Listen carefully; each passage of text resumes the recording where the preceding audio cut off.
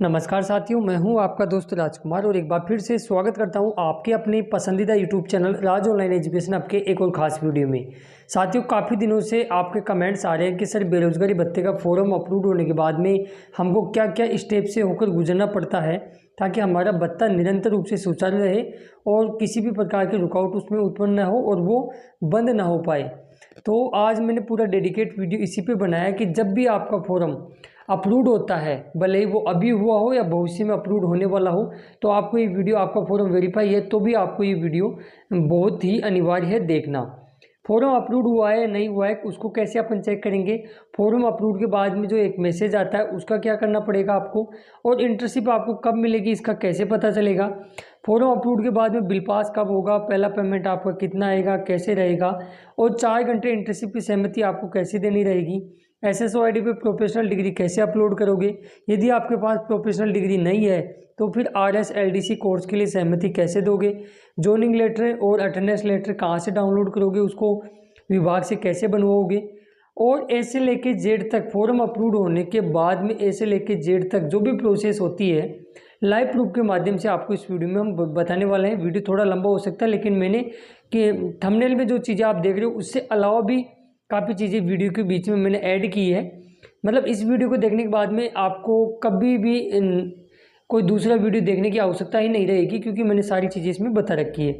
और यदि आप इनको इंटर्नशिप मिल जाती है तो उसको फिर ज्वाइनिंग कैसे उसको करोगे, उसको चेंज कैसे करवा सकते हो, और यदि ये काम नहीं किया तो फिर आपका भत्ता बंद भी हो सकता है। इन तमाम बिंदुओं को लेकर अपन डिस्कस करेंगे, तो बने रहिए वीडियो के एंड तक। आगे बढ़ूँ उससे पहले सभी पहले साथियों से गुजारिश भी करना चाहूँगा कि जो साथी चैनल पर नए हैं या चैनल को अब तक सब्सक्राइब नहीं किया है जरूर कर लें और नोटिफिकेशन बेल को दबा के पर क्लिक करके हम राजस्थान बेरोजगारी भत्ते से रिगार्डिंग हर एक अपडेट सबसे पहले और सटीक इन्फॉर्मेशन प्रूफ के साथ लगातार आप तक लाते रहते हैं, आप तक पहुंचाते रहते हैं ताकि आपका बेरोजगारी भत्ता यथावत रूप से जारी रहे। तो चलिए इस स्टेप को शुरुआत करते हैं। सबसे पहले तो साथियों राज SMS के माध्यम से जिस दिन आपका फॉर्म अप्रूव होता है तो आपके पास में कुछ इस प्रकार का एक टॉपअप मैसेज आता है जो सिस्टम द्वारा जनरेट होता है। ये उन सभी साथियों के पास आता है जब भी उनका आपका फॉर्म अप्रूव होता है उसी दिन आपका पे पास ये टेक्स्ट मैसेज आ जाता है। जो नंबर आपने मोबाइल नंबर आपने जो फॉर्म फिलअप किया था बेरोजगारी भत्ते का उसमें जो नंबर दे रखे उन पे आता है। तो इसमें क्या चीज़ होती है, इसमें मैं आपको बता देता हूँ। इसमें प्रिय अभ्यर्थी, आपको मुख्यमंत्री युवा संबल योजना 2021 के तहत बेरोजगारी भत्ता अप्रूवल कर दिया गया है। इसी जारी रखने के लिए आपको जितने भी सरकारी जितने भी विभाग हैं उनमें 4 घंटे इंटर्नशिप के लिए आपको सहमति देनी रहती है। यदि आप के पास प्रोफेशनल डिग्री नहीं है तो आप RS LDC कोर्स के प्रशिक्षण की भी अनिवार्यता है। अतः 15 दिन के अंदर EEMS पोर्टल पर अपनी SSO ID से प्रोफेशनल कोर्स का प्रमाण पत्र अपलोड करें और इंटर्नशिप हेतु सहमति दें। यदि आप प्रोफेशनल योग्यता नहीं रखते हो तो न्यूनतम 3 माह के कौशल प्रशिक्षण की सहमति दे सकते हो, अन्यथा आपका बेरोजगारी भत्ता स्वतः ही बंद कर दिया जाएगा। इसके संबंध में अधिक जानकारी के लिए अपने रोजगार कार्यालय में संपर्क करें। इस प्रकार का ये मैसेज आता है। तो देखो ये मैसेज सभी के पास आता है, भले ही आपने पहले से प्रोफेशनल डिग्री अपलोड कर रखी हो या नहीं कर रखी हो, क्योंकि जब योजना 2022 में इंटर्नशिप योजना लागू हुई थी तो काफ़ी लोगों के पास इस प्रकार का मैसेज नहीं आया था और उनका सूचना के अभाव में या जानकारी के अभाव में भत्ता बंद हो गया था। तो उसके बाद में विभाग ये मैसेज सभी को डालने लग गया है ताकि कोई भी कैंडिडेट विभाग पर ब्लेम ना कर सके कि हमारे को सूचना नहीं दी गई। अब चलिए बात कर लेते हैं, ये मैसेज आ गया, अच्छी बात है। तो उसके बाद में क्या करते हैं, नेक्स्ट मैं आपको यहाँ बता देता हूँ। उसके बाद में आपको अपनी SSO ID ओपन कर लेनी है। यहाँ एम्प्लॉयमेंट एक्सचेंज मैनेजमेंट सिस्टम जो ब्लू कलर में दिख रहा है ऐसा आपके पास वहाँ ऐप आएगा। तो उसको आप जैसे क्लिक करोगे तो उसको क्लिक करने के बाद में आपको नेक्स्ट इंटरफेस कुछ इस प्रकार आ जाएगा। यदि आपने पहले से सहमति दे रखी है तो आपके पास नहीं आएगा, यदि नहीं दे रखी है तो इस प्रकार के आपके सामने टॉपअप मैसेज शो कर जाएगा जिसमें दे रखा होगा कि क्या आप तकनीकी रूप से योग्य हो, तो यस या नो करोगे। यदि आपके पास BEd RSCIT या जितने भी प्रकार के 3 महीने के कोर्स, 3 या 3 महीने से ज़्यादा के डिप्लोमा होते हैं वो कोर्स है, यदि आपके पास है यस पे क्लिक करोगे, यदि नहीं है तो नो पे क्लिक करके आप सरकार द्वारा जो फ्री ऑफ कॉस्ट आपको कोर्स कराया जाता है ऑनलाइन उसकी आप सहमति दोगे। ठीक है, तो अब इसके बाद में जैसे माना कि आपके पास प्रोफेशनल डिग्री है तो आप यस पे क्लिक करोगे, फिर कोर्स का चयन करेंगे और फिर लास्ट में ये सारी चीज़ें होगी, और यदि नहीं है तो नो पे इस प्रकार करेंगे। चलो लाइव प्रूफ के माध्यम से मैं आपको यहाँ बता देता हूँ। सीधा SSO ID पे मैं आपको लेके चलता हूँ, रीड आउट करता हूँ। तो साथियों SSO ID ओपन करने के बाद हमारे पास कुछ इस प्रकार का इंटरफेस ओपन हुआ, जो ब्लू कलर में आ रहा है। उस पर हम क्लिक करेंगे। उस पर क्लिक करने के बाद में आप ज़रा देखोगे इस कैंडिडेट की प्रोफेशनल डिग्री पहले से अपलोड नहीं कर रखी है, उसका मैं दिखा देता हूँ। तो इस प्रकार आपके सामने यहाँ टॉपअप मैसेज आएगा। तो यदि आपके पास प्रोफेशनल डिग्री है तो येस पे क्लिक करेंगे आप। तो येस पे क्लिक करने के बाद में कुछ इस प्रकार आगे आपके पास मैसेज है वो स्टार्ट हो जाएगा। तो इसमें कैसे क्या करोगे आप, तो सबसे पहले आप कोर्स के चयन करोगे जिसके अंदर आपके पास प्रोफेशनल डिग्रियाँ क्या क्या होती है, ज़रा मैं वो भी बता देता हूँ, क्योंकि काफ़ी लोगों को पता ही नहीं होता है कि आखिर प्रोफेशनल डिग्री होती क्या क्या है। यदि आपके पास BEd है, BTech है, MBBS है, BSc नर्सिंग है, B फार्मा है, इसके अलावा पॉलिटेक्निक है, नर्सिंग है, ITI है, RSCIT है, या अन्य कोई जैसे दिशा वगैरह PMC का कोर्स हो गया, योगा की डिग्री हो गई, अन्य कोई अदर ऐप भी है जो प्रोफेशनल डिग्री है आपके पास जो 3 महीने से अधिक की हो, तो उसको आप प्रोफेशनल डिग्री की श्रेणी में काउंट करते हो। माना कि हमारे पास RSCIT है, इस पर क्लिक करेंगे। कोर्स कब समाप्त हुआ वो यहाँ ईयर आ जाता है। जैसे रैंडमली कभी भी आप जब भी आपका कोर्स समाप्त हुआ उसका ईयर सेलेक्ट करोगे, कॉलेज का यहाँ नाम फिल करोगे, जैसे मान लो वर्धमान ओपन महाविद्यालय है।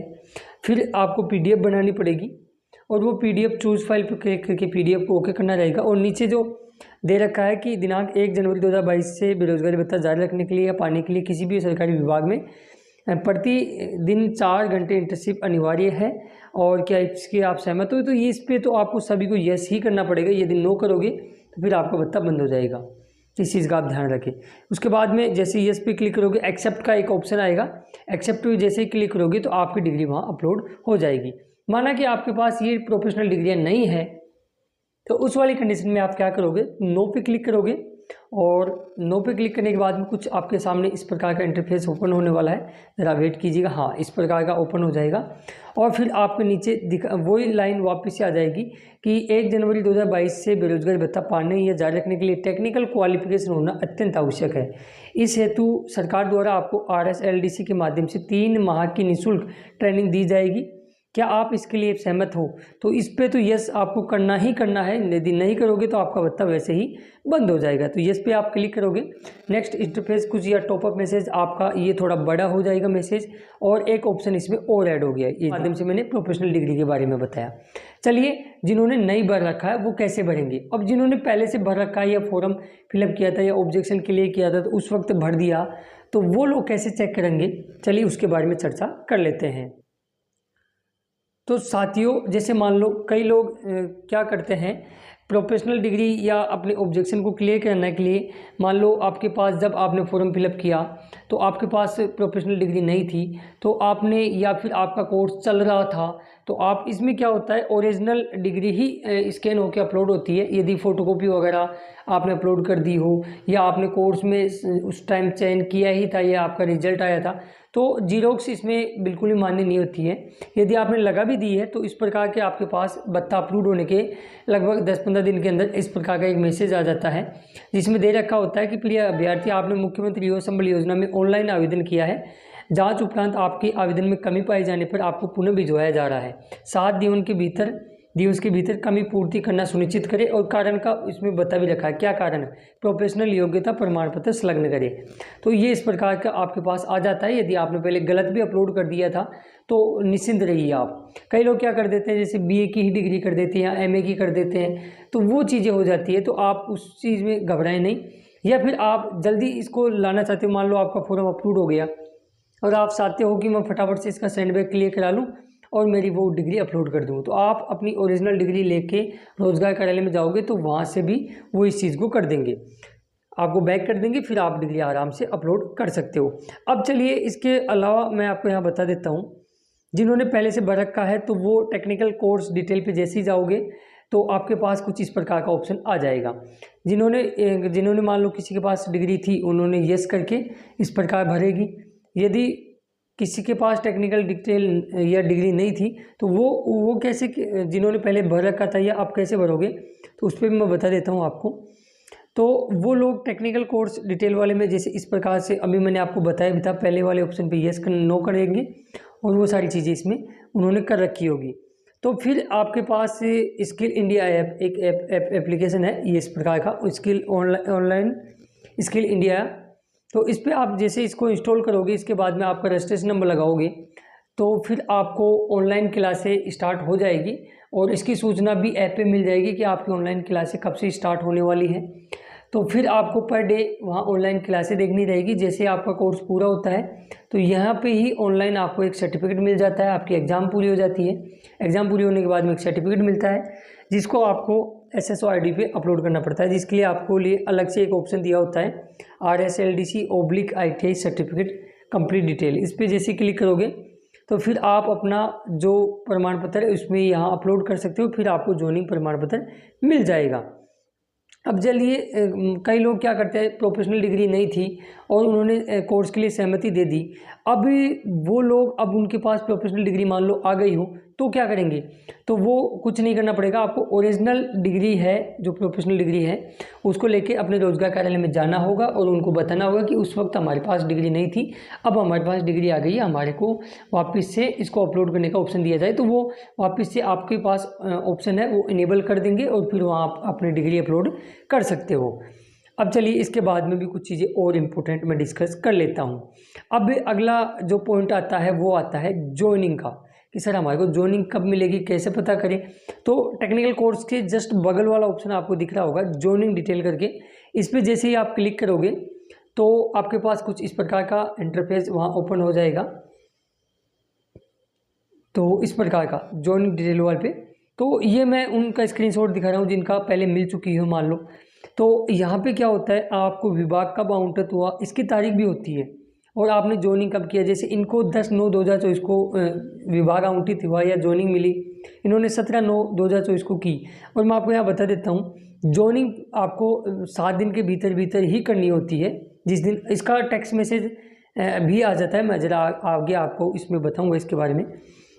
तो ये 7 दिन के भीतर। इसके अलावा यहाँ इसके बगल में ही ये लेटर कहाँ से डाउनलोड करोगे, क्योंकि ये आप यहाँ इंटर्नशिप जॉइनिंग लेटर प्रारूप पे या व्यू एंड डाउनलोड का ऑप्शन आ रहा है ब्लू कलर में, इस पर जैसे ही क्लिक करोगे तो आपके पास यहाँ एक PDF डाउनलोड हो जाएगी जो कुछ इस प्रकार की रहने वाली है, जिसमें इंटर्नशिप जॉइनिंग प्रमाण पत्र कहा जाता है इसको आपको जहाँ सेंटर या कार्यालय जिस विभाग में मिला है वहाँ लेके जाना पड़ता है और वहाँ से फिर इसको बनवा के अपनी SSO-ID पे अपलोड करना पड़ता है।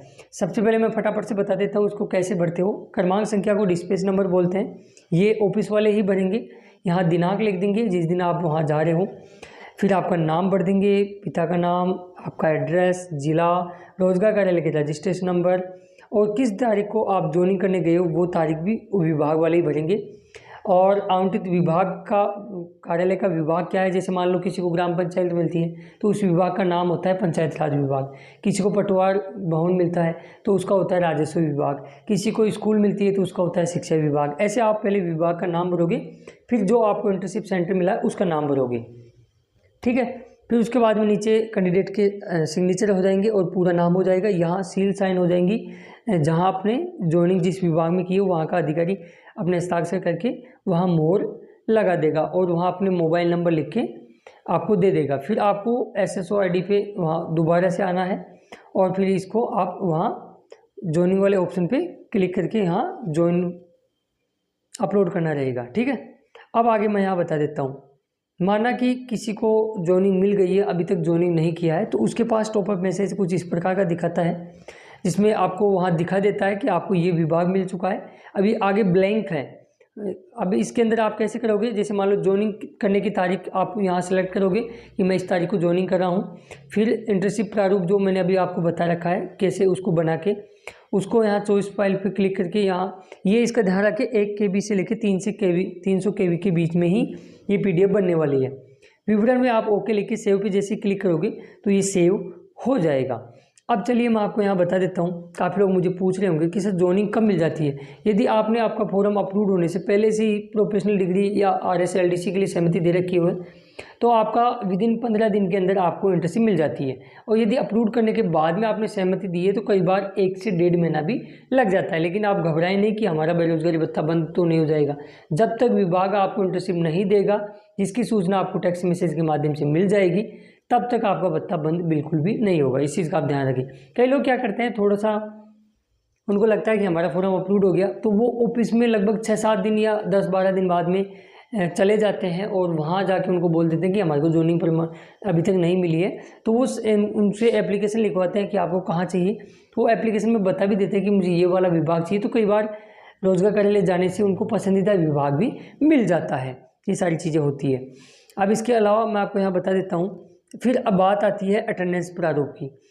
अब जिस दिन फॉर्म आपका अप्रूव होता है उसी दिन से पेमेंट बनना शुरू हो जाता है। मान लो किसी का 10 तारीख को अप्रूव होता है, एग्जाम्पल के लिए बता रहा हूँ, तो उसका फर्स्ट जो बिल बनेगा वो 20 दिन का बनने वाला है, ठीक है।